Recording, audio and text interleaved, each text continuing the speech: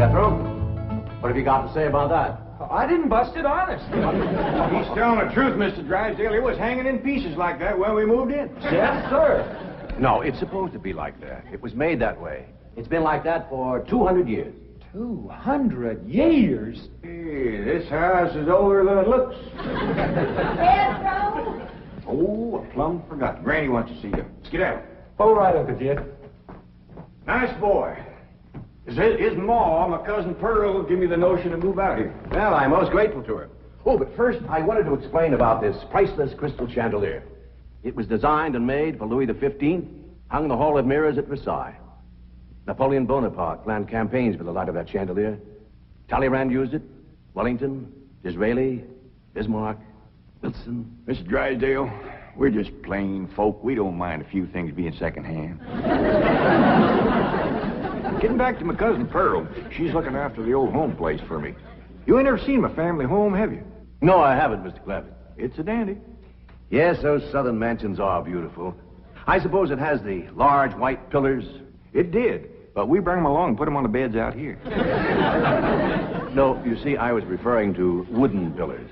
Oh, I ain't never slept on one of them. We had everything first class back home. Sure hope Pearl's taking good care of that place.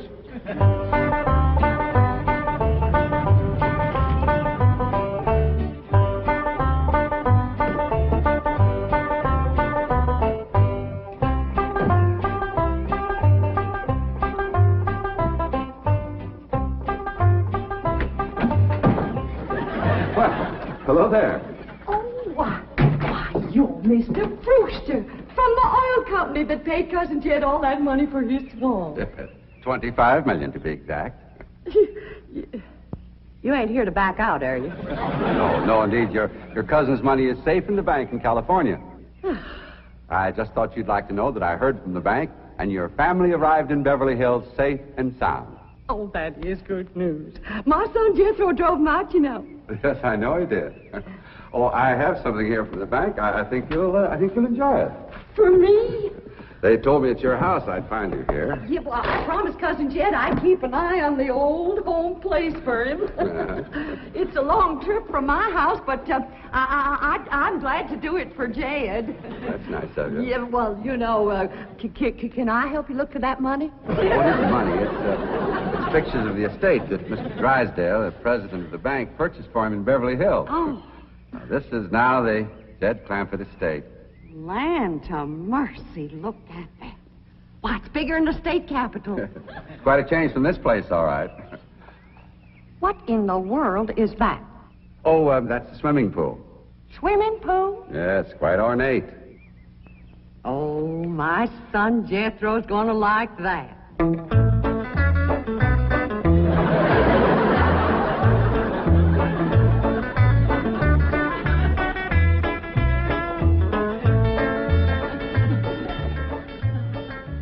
Granny, when we's done washing, can I go swimming here in the cement pond? Of course not.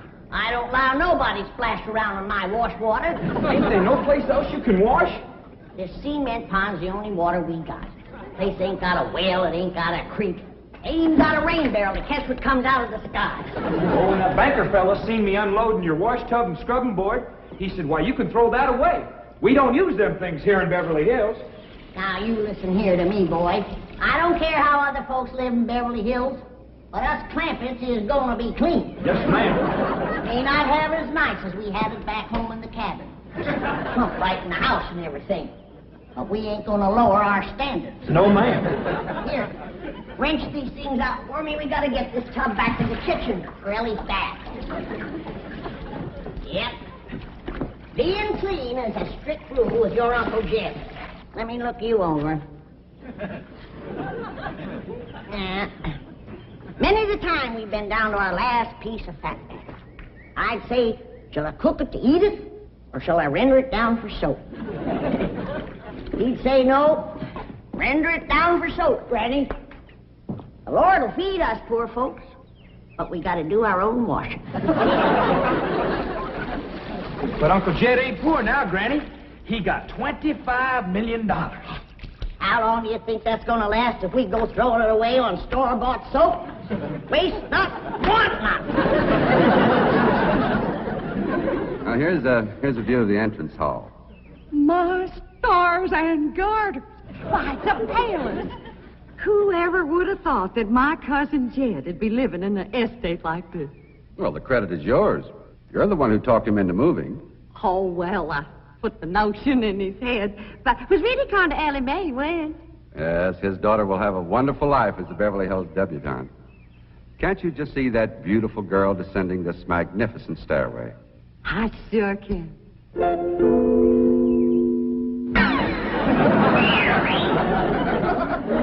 Ellie Mae, I don't reckon that's the way a young lady comes down the steps in Beverly Hills, is it, Mr. Drysdale? Oh, not as a rule, no. Oh, I can come down the other way. Watch this.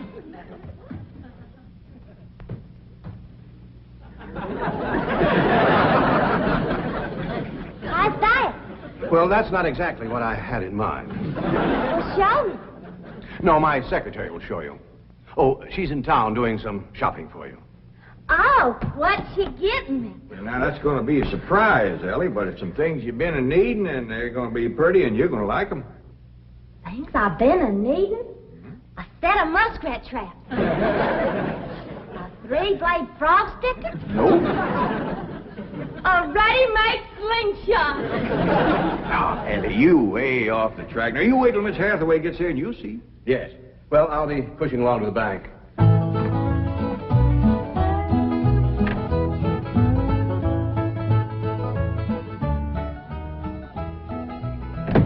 Now, don't you worry about your daughter, Mr. Clampett. When my secretary gets through with her, you'll think she's been to finishing school. I sure wish my cousin Pearl was out here, fixing Ellie up. She's a whiz at fancy sewing. Oh, is she a dressmaker? That woman can make anything. Why, she can pick up a handful of straw, and before you know it, she's made a hat. That's remarkable. So she's a milliner. Oh, she's a Clampett. Married a Bodine. I don't recall knowing the milliners. Milliners are women who make hats. That's Pearl, all right, but she's a Clampett.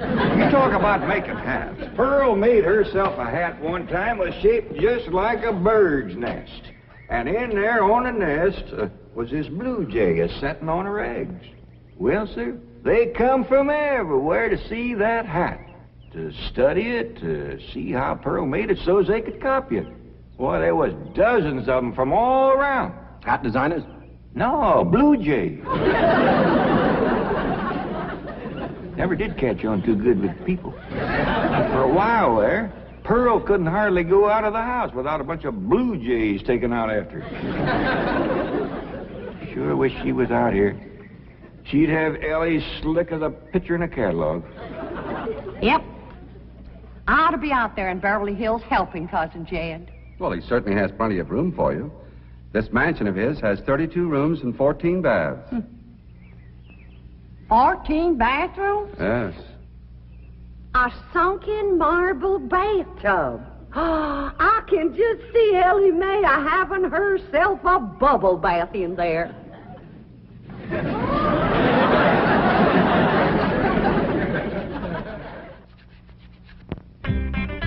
I tell you, Mr. Brewster, the more I see of these pictures, the more I want to get out there and help Cousin Jed. Of course, I wouldn't go without being asked. Well, naturally. But, I think you should go. I've been asked. Well, now, it's not exactly my province. Well, why don't you telephone your cousin and talk to him?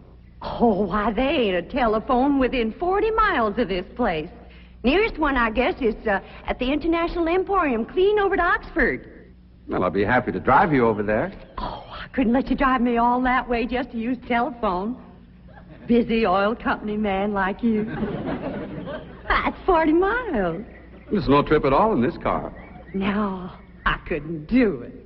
Why, folks that see me riding in this big, shiny car with a tall, good-looking city fella, why, sure as the world, they'd think that...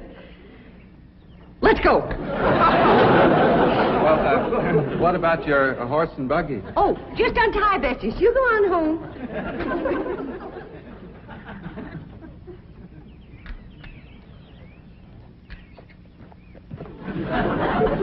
Well, Bessie's headed for home, all right. Mrs. Bodine, how long has your buggy been hitched there? About an hour, why? Why, Blue Jay built her nest on the seat and she was sitting on her eggs. Oh, shoot. I wanted to wear that.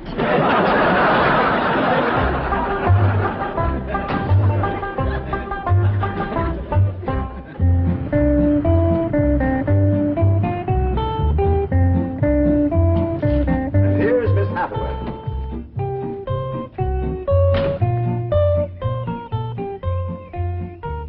Mon capitaine, je suis prêt. Fine. Ready for Ellie Mae?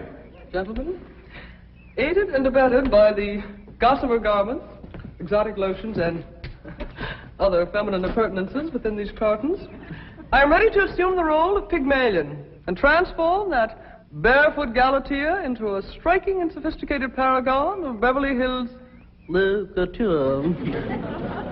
That's yes the hard way. Well, duty calls. I leave you in capable hands. Goodbye, Mr. Clampett. Thank you, sir. Chief, Well, that sure is neighborly of you, Miss Hathaway. You reckon you can handle Ellie Mae? Uncle Jed, Granny says... Oh, howdy, Miss Hathaway. no, bonjour, Jethro. Here are them things in for Miss Hathaway, Jethro. I think she kind of likes you, boy. She does? Well, I can't take them into the house. That's what I come out here to tell you. Granny says that all the men folks got to stay out of the house while Ella Mae's taking her bath. Oh. But isn't Ellie Mae bathing in the privacy of her own bedroom suite? Hear what she called you? Sweet. What's the matter with him? Why doesn't he answer? Hey, he's just a little shy, I reckon. Ask him again. Is Ellie Mae in her bedroom suite? No, she ain't, darling. Fine, I'll find her myself. Uncle Jed, I got me a girl. You sure have, boy, and a city girl, too.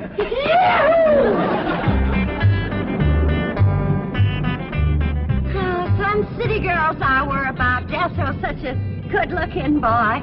Every girl in the 5th grade was after him. I hardly think anything serious can develop between boys and girls in the 5th grade.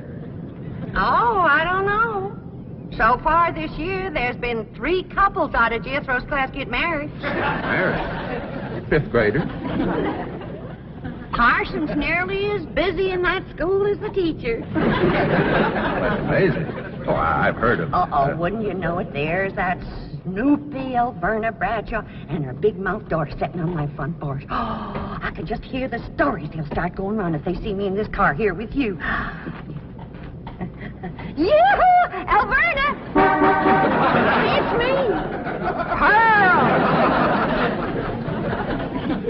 Terrible gossip, that woman, always making trouble. She tried to talk Granny out of going to California. She ought to see Granny now. Living like a queen in that Beverly Hills mansion.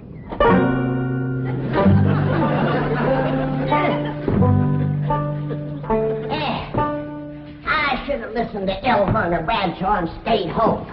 We had a pump right in the house. Didn't have to tote water a quarter of a mile. Are you ready to get rinsed off, Ellie? Well, not yet, Granny. Should have washed my hair. No. You better wait till I can catch some rainwater. That pond water smells like it's got medicine in it. I wondered why there's no fish in that pond. Yeah, I reckon that water killed them fish. Don't you worry. My lye soap will kill anything that killed them fish. Have you seen... What in the world's going on here? Well, there's a bath going on. That's what's going on. Howdy. But I don't understand. Well, then somebody ought to explain it to you, sissy woman. You see, first you heat some water. Then you put it in a great big tub like this. You put some soap in it, and then you get in it, and you start to wash, and that's what you call a bath. Granny, you don't have to do this sort of thing in Beverly Hills. Don't you listen to her, Ellie. Ain't you ever heard that saying that cleanness is next to godliness? But of course, John Wesley said that. And I bet he didn't live in Beverly Hills. Here, Ellie, dry yourself off with this nice big bath towel. My girl, I'll rinse off that old lye soap. Lye soap. Did you say lye soap? That's right. I make it myself. But that will ruin this beautiful girl's delicate skin. I've been washing with it for 72 years. Look at my skin. It's like leather. Yeah. Nice, ain't it? Granny, I hope you will forgive my momentary bewilderment at this primitive form of ablution, but please let me explain. So first explain what you just said. Well, Ellie Mae has a beautiful big bathtub upstairs. Upstairs. It was hard enough carrying the water in here. I ain't going to tote no water upstairs. You don't have to. There's a big, beautiful... Haven't you been upstairs? No. Jed said that probably belonged to somebody else. Ain't that right, Ellie? Yeah. Paul said he heard tell that folks sometimes live one family right on top of another. But that's only in apartment houses. This entire house belongs to you. And each one has his own individual bedroom suite. Come along and let me show you. And also the lovely things I brought from town. Yeah, you go ahead. I'll be up directly. What all did you bring from town? Everything, Ellie. Everything from chapeau to pumps. Pumps! Praise the Lord. Now I won't have to tote water. Jethro? Yeah, Uncle Jed? Now, you're going to be keeping company with a girl. Is there any questions you like to ask me? What kind of questions? About girls. How much you know about girls? They softer than boys. Yeah, I reckon. Generally speaking. And they shorter and rounder. Yeah? And the hair's longer and it smells sweet when you snuggles up to 'em.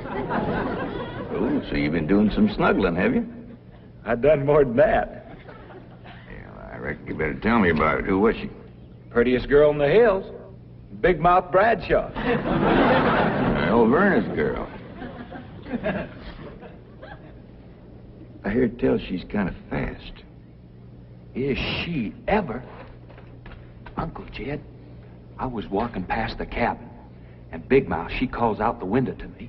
She says, "Howdy, Jethro." She says, "My ma's just made a big batch of cookies. Come on in and have some." And I says, "Sure your ma won't mind?" And she says, "Ma's gone, and so's Pa. I'm here all alone." Well, Uncle Jed, I was in that house before you could wink an eye. Can't say as I blame you. No sooner was I inside, the Big Mouth, she puts a music record on the phonograph machine and commences to sashaying around, a twisting and a turning. Dancing. Yeah, I reckon so. Anyway, she says, "Put your arms around me, Jethro, and I'll teach you the two-step." What'd you say? I says, "Listen, Big Mouth," I says, "here we are all alone. Your ma and your pa gone. And you think that I'm going to waste my time dancing?" I says, "Not me, sister. Bring on them cookies."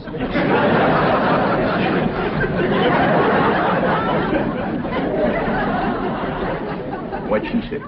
Well, Jed, you and Jethro can start digging the well. That city woman brought us some pumps. That's fine, Granny. We'll get right to it. What'd that Bradshaw girl say when you said bring on them cookies?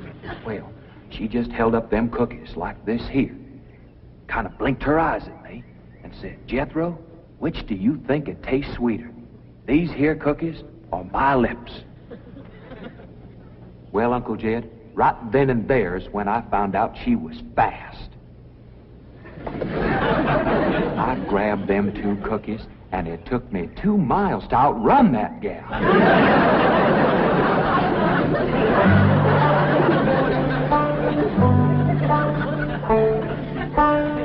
Jethro, some one of these days, you and me's got to have a long talk.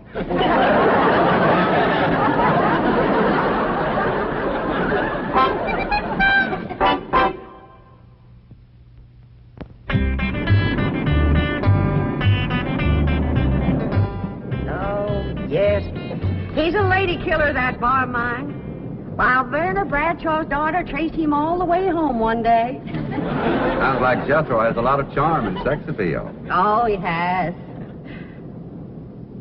It's funny how a daughter can take after her father and a boy can favor his mother. Yes. I ought to be out there looking after Jethro. You know, Jed's going to need him to help garden a place this big. Well, most Beverly Hills mansions have regular gardeners. And, of course, a complete sprinkling system. Sprinkling system? Oh, yes, indeed. That entire lawn is crisscrossed with underground pipes. Land to mercy.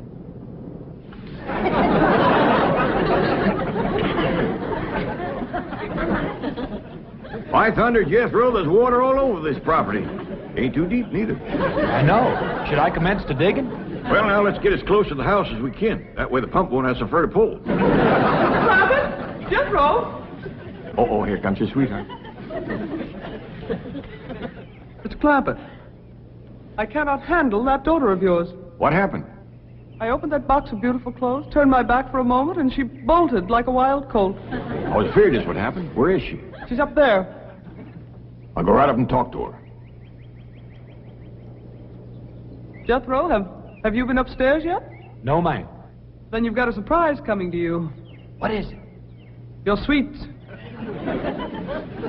So are you. No.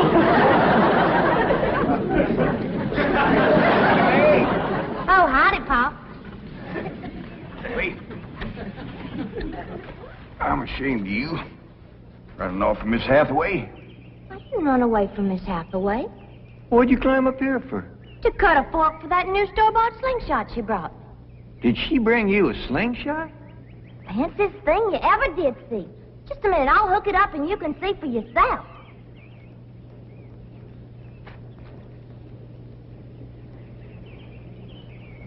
Look at that. Doggone. A store-bought, lace-trimmed, double-barrel slingshot. Ain't it a doozy? I don't know how good I can aim it, but it'll sure throw a heap of rocks. Yeah. They really need me out there. Why, I could work wonders for Ellie Mae with my fancy sewing and beauty secrets and hairstyling and everything. Of course, I had to learn all those things, not having a husband to support me. Didn't you say it was 40 miles to the town of Oxford? That's right. Well, we've already driven 110 miles. Why, land to mercy, I forgot to tell you the turn off. Well, as long as we come this far, maybe we ought to go right on to California.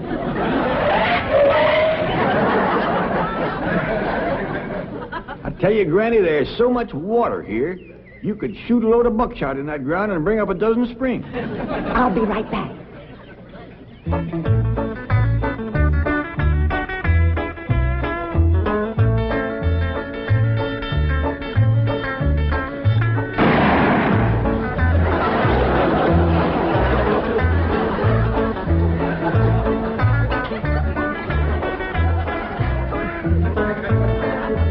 I ain't never missed yet.